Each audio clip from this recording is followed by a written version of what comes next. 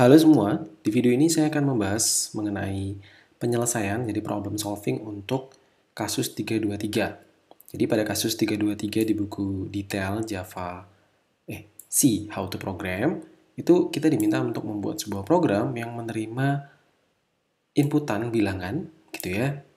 Kemudian kita diminta untuk mencari nilai yang terbesar dari nilai-nilai yang sudah dimasukkan tadi, gitu. Oke. Jadi karena penjelasannya juga cukup mudah untuk dipahami, mari kita langsung coding saja. Let's go. Jadi tahapan yang pertama sama, jadi kita butuh tahu dulu variabel apa saja yang nantinya terlibat.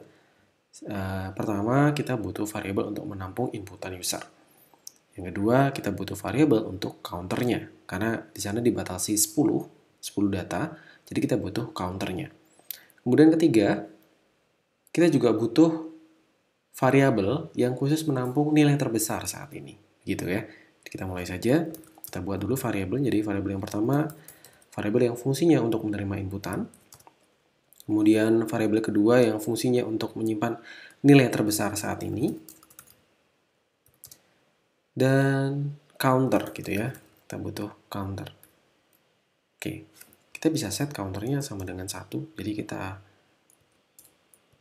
hitung dari 1, kemudian tahapan prosesnya adalah meminta inputan gitu ya. Jadi kita bisa masukkan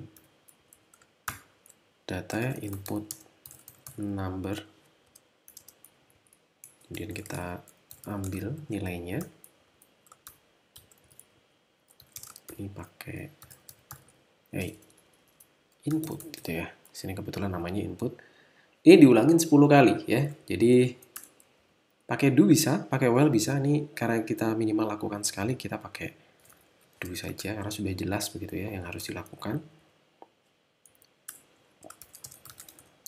While counter lebih kecil sama dengan 10. Jadi start dari 10. Di sini counter plus. Gitu ya. Diminta 10, kemudian kita compare gitu ya. Kita compare dengan largest saat ini. Begitu. Idealnya itu kita waktu pertama kali kita tidak tahu largest-nya berapa ya. Kita bisa kopikan ini. Jadi kalau ingin programnya tuh ideal, jadi sebenarnya kita tidak tahu nilai largest-nya berapa. Nah, pada waktu inputan pertama itu kita set largest itu sama dengan inputan. Karena di sini tidak ada pembandingnya. Tidak ada pembandingnya, jadi otomatis data pertama akan menjadi data yang terbesar, berapapun nilainya. Gitu. Baru perulangan berikutnya itu baru kita bisa bandingkan dengan nilai terbesar saat ini yang masih sementara ini sampai dengan perulangan yang terakhir ya. Karena di sini sudah dilakukan sekali, berarti di sini tidak bisa sampai dengan 10. Ini berarti berkurang 1, 9 gitu ya. Nah, di bagian sini setelah diinput, kita juga perlu melakukan pembandingan gitu ya. Jadi jika nilainya lebih besar, maka kita ganti ya variabel value dari variabel largest dengan nilai terbesar saat ini. Jika input itu ternyata lebih besar dari largest ya, maka largest itu sama dengan inputan saat ini. Seperti itu. Kemudian kalau sudah kita lakukan perulangan 10 kali, tinggal kita tampilkan saja the largest number is %d, largest. Seperti ini. Kemudian kita eksekusi.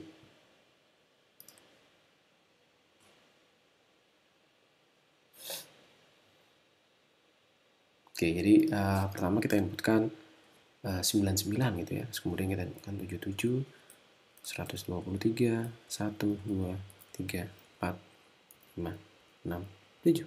Habis, kemudian keluar the largest number is 123. Ini sesuai ya. Jadi pada waktu penggantian data, jadi kalau ketika kita masukkan data 77, itu data largest-nya masih 99. Dia baru diganti ketika nilai data input yang baru itu adalah lebih besar dari variabel largest saat itu. Jadi kebetulan 123 lebih besar ya, memang lebih besar. Jadi nilai 99 akan diganti dengan 123. Berikutnya tidak akan ada perubahan data. Jadi bagian baris ke-16 tidak akan dijalankan karena tidak ditemukan nilai input yang lebih besar daripada nilai variabel largest saat itu. Ya, jadi nanti di bagian bawah itu nanti keluar the largest number is nilai largest-nya. Gitu ya. Baik, kita bisa beranjak pada soal berikutnya. Baik, di soal berikutnya kita akan mengerjakan soal 326. Tipikal soalnya sama dengan 323 sebelumnya, hanya saja kali ini kita diminta untuk menampilkan dua angka terbesarnya. Jadi bukan satu, tapi dua. Ya, karena ini dua, jadi ada beberapa penyesuaian logik, begitu ya. Kalian bisa membuatnya menjadi lebih singkat. Saya akan membuatnya untuk lebih mudah dipahami, begitu ya. Jadi sama tahapannya, kita tentukan dulu variabelnya. Yang pertama sudah pasti kita harus menerima inputan angkanya. Kemudian kita harus punya dua buah variabel yang menampung largest pertama dan nilai largest keduanya. Kemudian karena itu dibatasi sampai 10, berarti dia counter control repetition, kita buat variabel counternya. Boleh diisi 1, boleh diisi 0, terserah bagaimana kalian mengimajinasikannya, begitu ya. Tahapan pertama sama. Kita terima inputan untuk largest pertamanya, begitu ya. Kenapa largest pertama? Ya, karena pada saat itu ya, itu belum ada nilai awal untuk largest 1 dan largest 2. Kita boleh mengisinya dengan nilai terkecil dari tipe data integer, ya. Kalian bisa cari nanti ya rentang nilainya berapa, pilih nilai terkecilnya, karena tidak mungkin ada yang lebih kecil dari itu, begitu ya. Ketika diinputkan, biasanya user akan menginputkan nilai yang lebih besar, jadi harusnya aman-aman saja logiknya. Tapi kali ini saya melakukannya dengan cara yang sedikit berbeda, sedikit repot begitu ya. Jadi yang pertama saya akan menerima inputan, jadi input number. Oke, kebalik. Kemudian saya ambil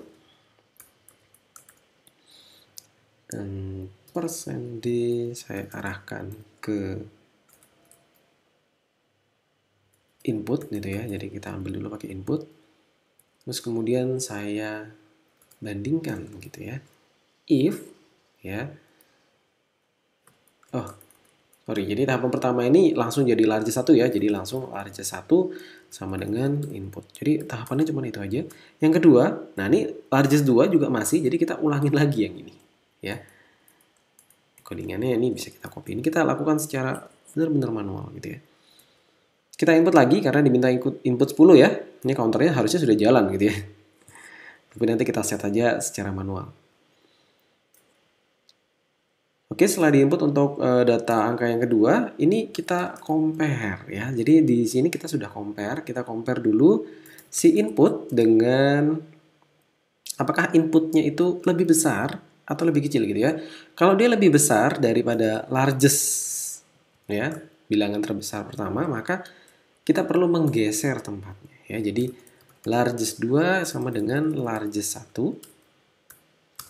Terus kemudian largest 1 sama dengan input. Jadi sama dengan data yang terbaru. Bagaimana jika nilai yang dimasukkan itu ternyata sama atau lebih kecil? Kalau lebih kecil berarti dia langsung menginputkan dirinya, memasukkan dirinya atau langsung dimasukkan pada largest 2 gitu ya. Nah, selesai. Ini untuk dua angka pertama. Baru angka-angka berikutnya baru kita bisa lakukan dengan perulangan gitu ya. Jadi ini coba saya simplifikasi, disederhanakan tampilannya. Kemudian baru kita lakukan perulangan gitu ya. Nah, ini. Karena ini counter berarti patokannya counter. Nah, ini counter lebih kecil sama dengan, nah, karena sudah kita melakukan satu kali, ini jangan sampai 10 gitu ya. Jadi kita buat 8 karena sisa 8 kesempatannya. Ini sama, ini kita input saja. Seperti ini. Nah, baru dari sini kita bisa melakukan komparasi yang sama seperti dengan tahap yang baris ke-15 sampai baris ke-20. Ini bisa kita copy saja ya. Nah, jadi kalau inputnya lebih besar, maka akan dilakukan pergeseran, jika tidak akan dimasukkan di largest 2. Ya, jadi kalau lebih kecil, cuman bedanya gitu ya, bedanya di bagian else di sini adalah kita juga harus membandingkannya dengan largest 2. Jangan mentang-mentang lebih besar dari largest 1, tidak lebih besar dari largest 1, maka dia langsung menggantikan largest 2. Padahal nilainya belum tentu lebih besar daripada largest 2-nya. Sehingga di sini perlu kita compare gitu ya. Nanti di compare dengan apakah input lebih besar daripada largest 2 gitu ya. Apakah lebih besar? Kalau lebih besar, maka baru diganti largest 2 sama dengan itu. Jika tidak apa? Ya, jika tidak, ya tidak usah dilakukan apa-apa gitu ya. Kemudian jangan lupa di sini ada counter plus plus atau plus plus counter gitu ya. Jadi increment. Setelah selesai, ya ini titik koma. Kemudian kita tampilkan gitu ya.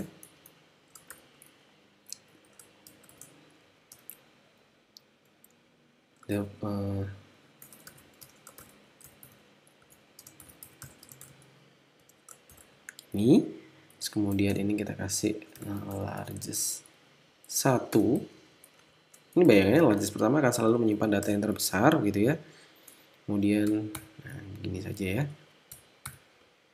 Kemudian the second largest ya, karena kita menampilkan 2 yang terbesar, ini largest 2. Oke. Kalau sudah, mari kita coba logiknya.